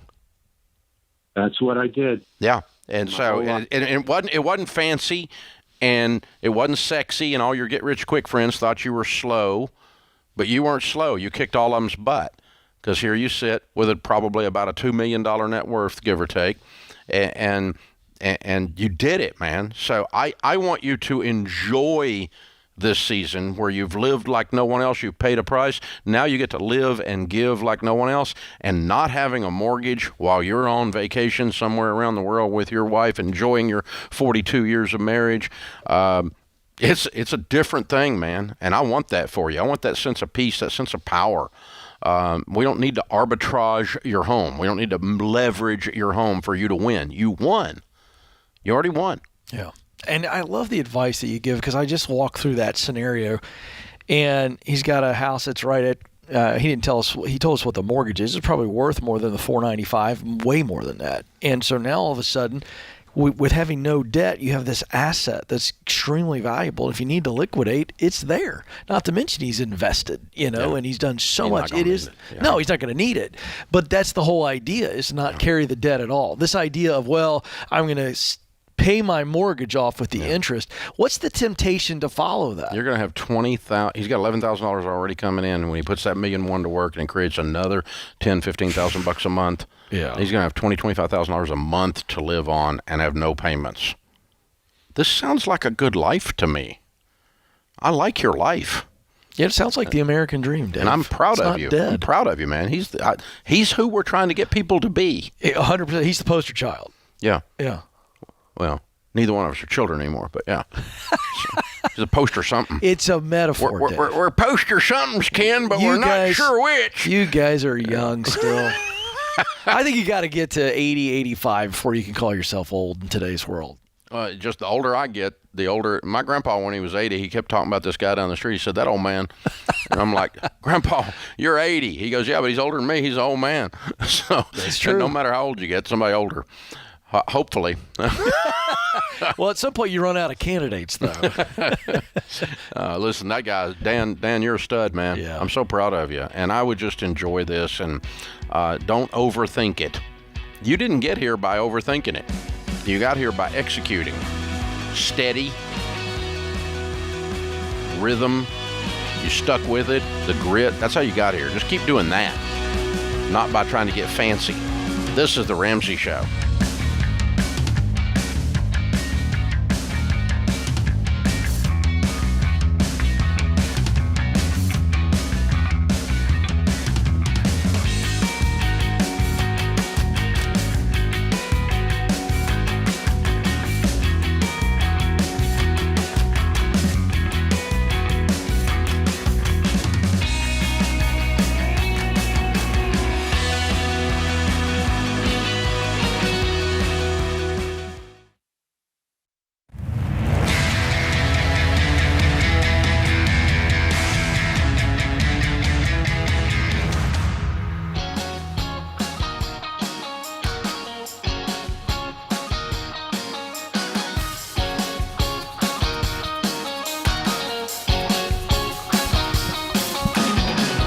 Ken Coleman, Ramsey Personality, is my co-host today.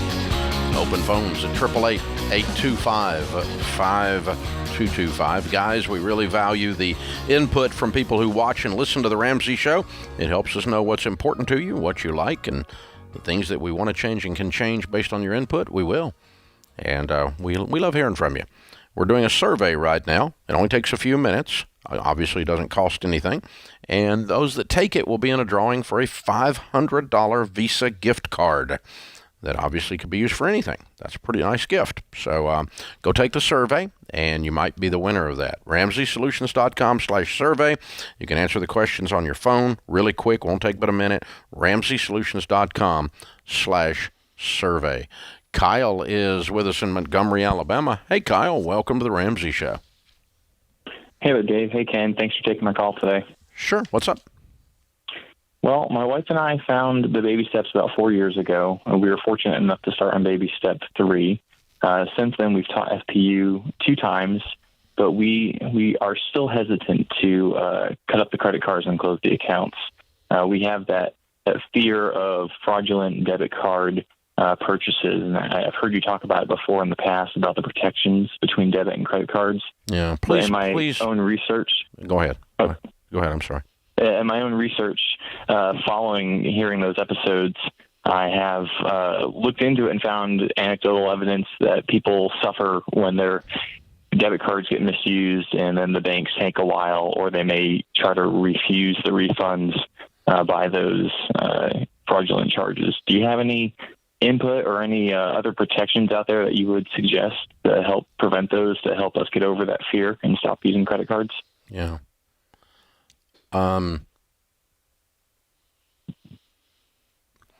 First, I would tell you that if you don't get over the fear, you should not lead Financial Peace University,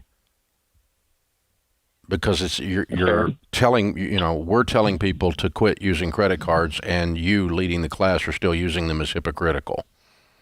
So that's not good for you. It's not good for the people in the class. So if you can't deal with this issue, I understand. I'm not going to be mad at you, but it's inconsistent for when the cornerstone of the class is to get rid of all debt so that you can become wealthy. So let's set that on the table first. Secondly, absolutely, I understand. Yeah. Secondly, I carry debit cards, and I have used them literally all over the world. I don't own a single credit card. And I have had fraudulent transactions. I've had lots of scares, lots of shutdowns, lots of reverse charges. I have never had a bank hold money on me. And I'm probably, my point is, I'm probably more exposed to fraud than the average person because I travel so much and I do so many different kinds of transactions. And we run all of Ramsey Solutions, a $300 million company, with debit cards. The company doesn't have any credit cards. And so, I've got like several hundred people that work on the team that carry a Ramsey debit card. So we've got massive exposure to what you're talking about. And our practical experience is it is so rare that something takes more than 24 or 48 hours to get refunded that it's, it's there. Now, if you're buying something for an amount of money that if that amount of money doesn't get returned to you in 48 hours, destroys your life, that says you shouldn't be buying something like that, mathematically. And so there's another level of lack of wisdom that's involved in some of those stories that you find in the deep, dark recesses of the internet in your research that you've done. But the practical fact is we see so little misbehavior by banks or stress put on people by this that the offset of now I will tell you this, the people that use credit cards and pay them off every month, 78% don't pay them off every month. So someone's lying about paying them off every month, because when you talk to people, they all say they pay them off every month, and nobody does hardly. And so the number of people that fall into the trap of getting screwed over by the use of credit cards versus fall into the trap of having their life considerably offset by a delayed refund in the rare event of a fraudulent transaction that actually does cost you money, and how long does it take to get back in your account is the numbers don't even it's a bazillion times more on credit cards. The lives are destroyed and messed up than they are by somebody not getting a fraud refund on a debit card. And so the trade-off is not even close. There is a reality that can happen, and it does happen on occasion, but it is not a frequent thing. I'm giving you a set example that I literally have hundreds of debit cards. Yeah, I think the data will show you, Kyle, and I think you've done enough research to know that the numbers would tell you that it's an irritation, this fear that you have, not a devastation. And there's two things you could do. You asked, what could you do? If you don't have identity theft of Xander Insurance, Stacy and I have that. Everybody at Ramsey Solutions does. Identity theft protection is going to help you there and protect you. And then I will tell you, I'm not going to endorse any bank, but our personal bank, they're so good with their security that sometimes if Stacey and I are out of state and we forget to tell them we're going somewhere, we just go to dinner and it'll send me a text. Your card was just charged. Your debit card was charged at this restaurant. Are you there? Are you in Cabo? Is it you? Yes, I am. As a matter of fact, it happened. And so I think you've created a boogeyman that really doesn't exist, lurking around every corner. Does it happen? Yes. Is it devastating financially? The number of times that it is an actual serious financial problem to a family versus the number of times a credit card is an actual serious financial problem to a credit card is 0.1%. These they don't even line up. They're not even close. They're not even the same stratosphere of the damage one does versus the damage another does. Yeah, not even close. And so the trade-off is just not worth it on this one issue, because debit cards have a 100% fraud protection. That's correct. If it is fraud, the bank has to refund it. That is Visa's policy. It is MasterCard's policy. It is in there. It's a zero liability policy. You can read it in their own stuff. And so the people that say, and he's not saying this, but the people that say, well, credit cards have fraud protection, debit cards don't. That's not true. It's just not true. He's not saying that, by the way, but to his credit. But so for those of you out there, your debit card has the exact same fraud protection your credit card has. What he's referring to is if you went online and bought something with your debit card, and it was if someone stole your identity and used your account, or they picked up your card number off a false reader or something on one of these rip-off ATM machine things, and they take your card and they go buy something with it, and it shows up in your account, and it's $200. $200 does come out of your account, out of your checking account, and then you report the fraud, and the bank has to put it back. And the number of times that causes disaster on a family is almost zero, because A, banks put it back really, really fast, and B, you shouldn't be using any financial transaction that, if it goes sideways, destroys your life. That's correct. Period. Now, I'll tell you what does happen, and then people use this to whine about this as a justification, rationalization for using their credit cards. And this is not Kyle, but I hear it all the time for people that are, keep my credit card. I'm going to keep one open. Because when I travel, they put a hold. So when you check into a hotel All right, the one we were staying in the other night, I didn't use my card because we were doing a corporate thing. We're out there, and his account was set up with Omni. But if I go check into an Omni or whatever by myself with Sharon and me, they'll put a hold on your account for the amount. So $400 a night, $300 a night, $200, whatever it is, right? They're going to put a hold on that, and it might be a day or two before it comes off. But listen, if you can't afford a $200 or $300 or $400 hold on your account, then you can't afford to stay in that hotel. You should be at home working.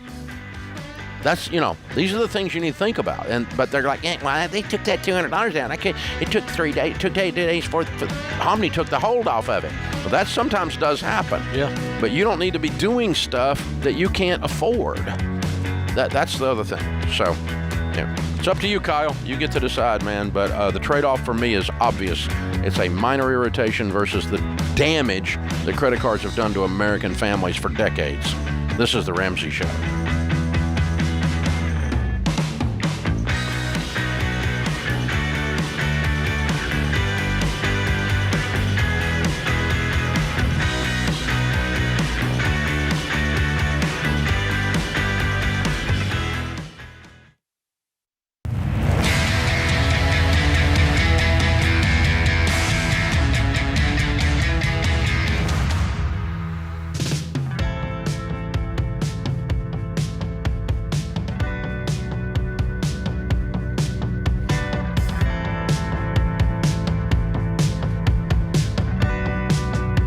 Ken Coleman, Ramsey personality, best-selling author of the book Paycheck to Purpose, is my co-host today as we talk to you about your careers, your jobs, your life, and your money.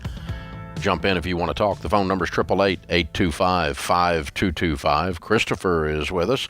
He is in St. Cloud, Minnesota. Hi, Christopher. How are you? I'm doing pretty good. Say, I'll just start with my question first. Considering my situation, should I buy a house? Now, with that being said, my current situation, I'm currently a nurse, new nurse that I graduated with my associate's degree this past spring. But I'm also a student finishing my RN to BSN, and I'm also a landlord. And so I'm kind of like, with all these things at play, working part-time and in my situation, should I buy a house? And I know that's not a whole ton of information. But, that's okay. I got you. So you're how old? I'm 22. And you make how much money? Gross right now, being part-time, it's about $3,600. Okay. So you're finishing up school right now? Correct. Yep. I'm doing the RN, the BSN, so I'm currently a registered nurse. But it's a wonderful career path. Now, I would concentrate on that. I don't want you to get distracted. I want you to finish school. Sure. So do that. How are you a landlord? Well, I bought a house with my brother in 2018, and we've rented it out ever since. And it's all paid for. So you were 18 years old? Correct. We bought it for, a little background, I used to do construction before nursing. Mm-hmm. And so we bought a house that was like $31,000, fixed it up, and then rented it out. And what would it sell for? Probably right now 110 in being in that location. Mm-hmm. Okay. If you didn't own it, would you buy it right now? No, probably not. Why don't y'all sell it? Because we're renting it right now, I guess. It's a single family? Yeah, single family home. So when's the lease up? It would be, I think, in December, if I remember correctly. Okay. I would consider putting that house on the market after the first year and getting rid of it. Here's the thing. I don't think that house, although it was a neat experiment for you and experience to do that at 18 years old, I don't think that house is the secret sauce to your future, nor is home ownership at 22 the secret sauce to your future. I think the secret sauce to your future is you finishing this nursing path that you are on. You are going to have tremendous opportunity to make a lot of money and stay steadily employed the rest of your life as long as you want to be a nurse. I mean, this is an incredible field. There's such a shortage, and Ken, the upside's really strong. There's a lot of upside for you as a nurse, even if you want to go beyond that after a while. And I would agree with Dave here. The houses are still going to be there. You're 22. You've got this investment property that you could absolutely sell, take your portion of the profit, and that becomes a part of your down payment. But I wouldn't be in any kind of rush. I'd get through school. Let's get in nursing. Let's get settled. Let's get our sights on where we want to go within nursing, what that mountaintop looks like. The houses will be there. Sometimes, Christopher, people miss achieving a major goal in their life, not because the goal was hard, but because they got distracted and added too many other things on their plate. And that and home ownership and landlording and all that other crap while you're just trying to get through school. I'm trying to clean up your plate and just say focus on what really matters, what the real goal is, and these other things could just be devilish distractions. Evan is with us in Albany, New York. Hi, Evan. How are you? Hey, guys. How you doing? Better than we deserve, sir. How can we help?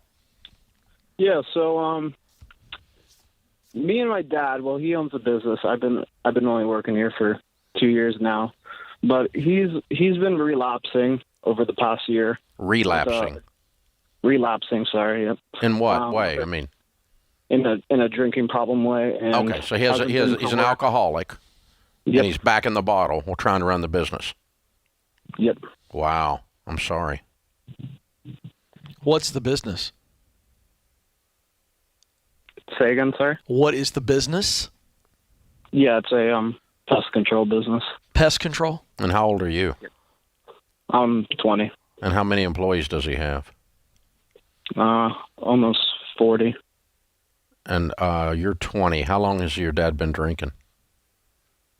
On and off for the past 15, 20 years. Your whole life? Yeah. And you've been running around trying to clean up his messes your whole life? I'm sorry. Bit, yeah. I'm sorry. That's hard. So what's your question, Evan? I'm just, well, the bottom line is pretty much like, how do I get him back to work? He's kind of bedridden right now. Yeah. Your mom gone? Divorced. Yeah. No kidding. Not shocking. Okay. Has he put you in a leadership position, or are you just one of the employees who happens to be his son? What kind of responsibility do you have for the business? I do have some responsibility there. I'm one of the managers, helping out with budget and advertising and billing, but we have like 5 other managers who, thank God, know what they're doing and are very good. Okay, so the business is doing well despite his absence. Evan, yes, let me tell you. Let's just stop.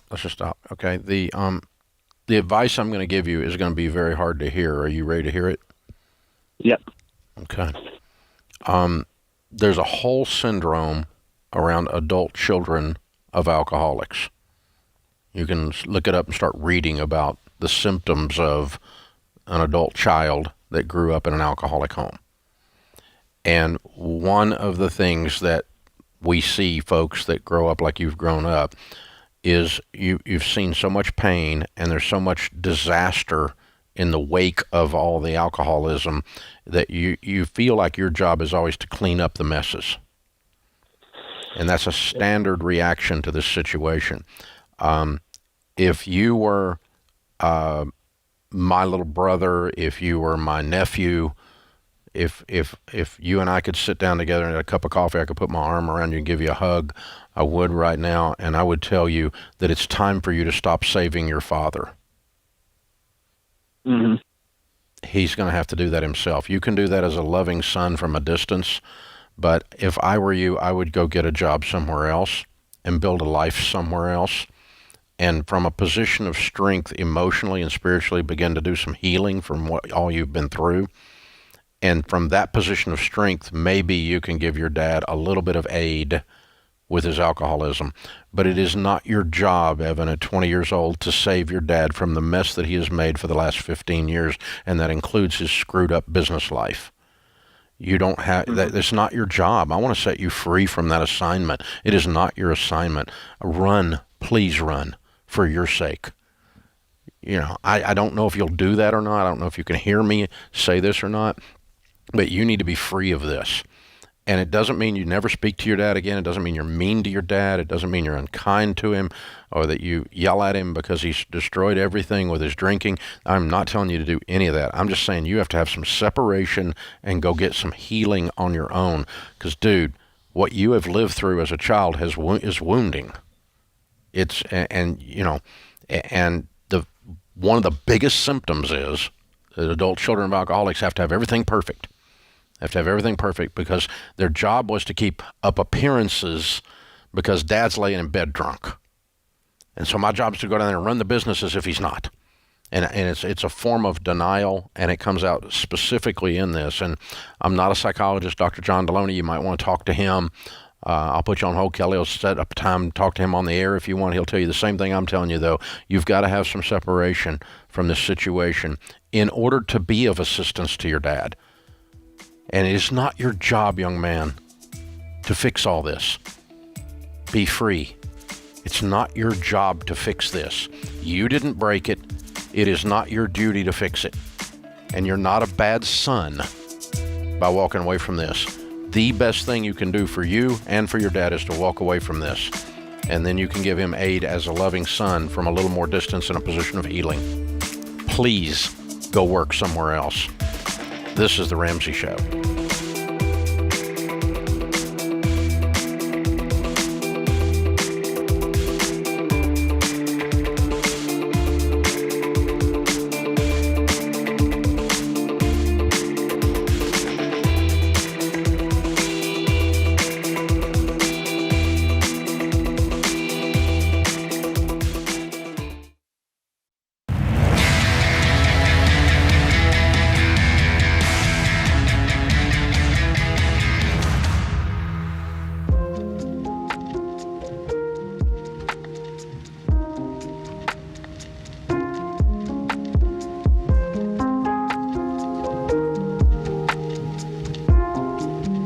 Our scripture of the day, 1 Peter 1:13. Therefore, prepare your minds for action.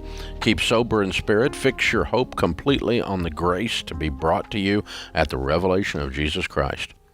Mark Spitz said, if you fail to prepare, you have prepared to fail. That's a name I haven't heard in a while. Yeah. Mark Spitz. Olympic swimmer? Yes. Is that right? Big time. Okay. Wow, that was challenging. Multiple gold medals. Before there was Michael Phelps. Yeah. He was the guy. All right. He was the guy. Wow. That's a long time ago, though. Open phones at 888-825-5225. Kay is in Raleigh, North Carolina. Hi, Kay. Welcome to the Ramsey Show. Hi. Thanks, Dave. Going along with the theme here today, I think, of car questions. We have gotten ourselves into quite a bit of credit card debt over the past year. And I'm wondering, we are doing a plan right now, and we're very gazelle intense, and we have a lot of stuff that we're selling.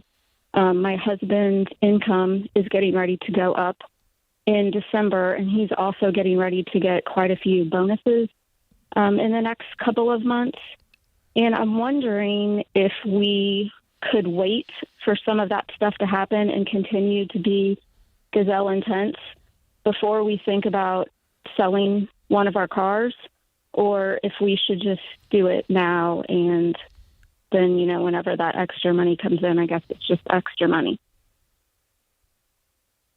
Okay, why are you selling the car? To pay off the credit card debt. Oh, I see. Okay. So what is the car's worth? What are they worth?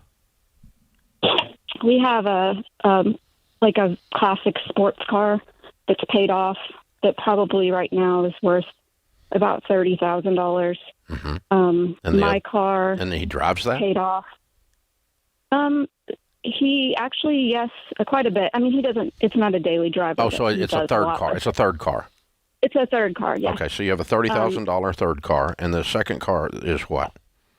What do you owe on it? The second car, what is it worth? It's worth probably right now about $35 to $40, and it's paid off. Okay, and what's the next car? The next car is, we do have a loan on that for $30,000, and it's probably worth right now about $40. Okay, and so It sounds like you have $110,000 worth of vehicles. Yes. And what is your household income? It's about 160, and by the end of the year, it should be about 200. Okay. Well, I mean, the rule of thumb that we use is to not have too much tied up in things that are going down in value. And our definition of that is when you have more than 50% of your household income tied up in things with wheels and motors, then you've got too much tied up in things that are going down in value. It makes it mathematically hard to get ahead. You guys are car poor, for sure. Now, if you got $110,000 worth of cars or $100,000 worth of cars and you make 200, you're right on the bubble on that, okay? So, no, I would not sell those cars based on that formula. The other formula we look at is, can you be debt-free except the house if you keep all of these things in 24 months? So you have $50,000 in credit card debt, and you have $30,000 in car debt. That's $80,000. What other debt do you have not counting your house? Nothing. Okay. So can you pay off $80,000 in 24 months? Yeah, you probably can. So if you love these cars, I would keep them, but I also want you guys to look at each other and go, we were right on the bubble on stupid, and we don't need to get up on this bubble again. Okay. Because you don't get rich buying cars. No. And you guys have invested a large chunk of your lives in cars. And so they're right on the bubble, and if you love all three of the cars and you want to hold them, you're going to be in a position shortly to have kept them, and that makes sense mathematically. But you really have to address your addiction to automobiles because you're going to struggle if you don't. That's the whole process.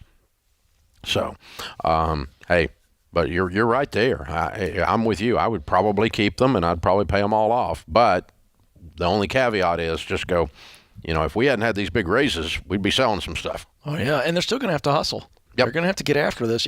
I like classic cars in this situation. I was surprised a little bit, not at your philosophy, but I'd move one of those cars. If the classic car means a lot to the guy, I would downgrade in my everyday driver to be able to pay off the classic car. That's me. I would want to but I want to fast forward everything. Yeah. I don't want to struggle when I can make one transaction. You got $80,000 and you got 24 months. Yeah. So you're going to do beans and rice in order to keep these cars. Is it really worth it? To me, it's not. What happens a lot of times is when people get into that, they get about 6 months into it and they go, screw it, sell the car. That's right. You're right. They end up at that conclusion. Yeah. Because right now in this conversation, we love these cars. Oh, yeah. But once you start figuring out, this is killing me. I'm having to live on nothing. I make $200,000 a year and I'm living on nothing. These cars own me. Yeah. And you'll dump one of them then. Yeah, I agree. That's what'll happen. Yeah. But it doesn't always happen, but it can. Up next is James in Knoxville. Hi, James. Welcome to the Ramsey Show.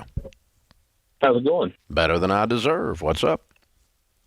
So I have a camper that I have been going back and forth with my wife on. I feel like we should sell the camper. I don't feel like it is a bill that we need to keep paying on every month. How much do you owe on it? It's about $25,000.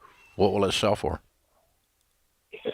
Man, prices have gone up on everything. I think I could probably get $35,000 for it. Okay. And what's your household income? $65,000. Sell the camper. That's what I feel like, but trying to convince my wife is a bit tough. Yeah. With what you're spending on this camper, you can stay in the freaking Ritz. Yeah.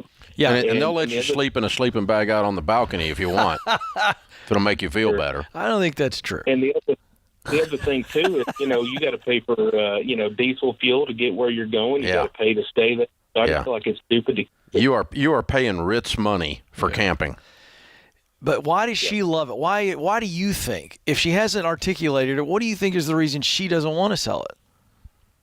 Well, we talked about it last night, actually. She feels like, our kids are young. Yeah. And if we sell this camper, because we don't have any other debt besides this camper and our mortgage. So, if we get rid of this, I think she feels like she's missing out on, I don't know. Totally get it. All right, so what's your monthly payment to the camper right now? About $425. Yeah. Cast another vision at $425 a month. That's going to be memory after memory after memory, but zero stress. I just think you got to replace her feelings. I understand what she's feeling. I think she's right. Doing stuff with the kids would be really cool. And for $400 a month, you can do a lot of stuff with the kids. And just replace the camper with another vision. Yeah, where are we going to go? I mean, go stay in some rustic cabins. Go do some stuff that other people own, and you don't have to screw with it. And it doesn't sit in the backyard going down in value. And it's not. It's the only big payment you have, and so you guys didn't buy a camper. You bought a dream of family time while the kids are little and doing stuff. Mm-hmm. So go live that dream. Ken's right, a different way, and that doesn't involve owning the stupid thing. And I'm not against campers, but honestly, a $25,000 camper when your household income is $60,000 is out of control. That's a lot of money, and so. I wouldn't do that. I wouldn't do it. I mean, you're better off to just spend the money on hotels, spend the money on rustic cabins, whatever you want to call it, whatever the adventure is, but go on different adventures that are with a similar amount of money being spent and that are accomplishing the goal that she wants to accomplish. I'm not arguing with her goal. I think her goal's valid. Yes. Well, she's a mama, and they want to have some great memories, and you can do that. And I think you should. Yeah, we've done a lot of stuff with our kids as they were growing up, and it's that, some of those stories, they still talk about them as adults, the stuff we did when they were little. And you got to drag them around and make them uncomfortable. That's part of the program. Yeah. I think you should get the whole family really nice sleeping bags and try that Ritz plan that Dave's talking about. I want to see how that works out. Come on, kids, we're going to the Ritz balcony. All right. All right, smart aleck. Ken Coleman, James, Ben, Zach, and Austin, and Kelly in the booth. I am Dave Ramsey, your host. We'll be back with you before you know it. In the meantime, remember, there's ultimately only one way to financial peace, and that's to walk daily with the Prince of Peace, Christ Jesus. Dave here. We just launched a brand new audience survey for the Ramsey Show, and we'd love your feedback. You could be entered to win a $500 Visa gift card. No purchase necessary. Take the survey at RamseySolutions.com/survey.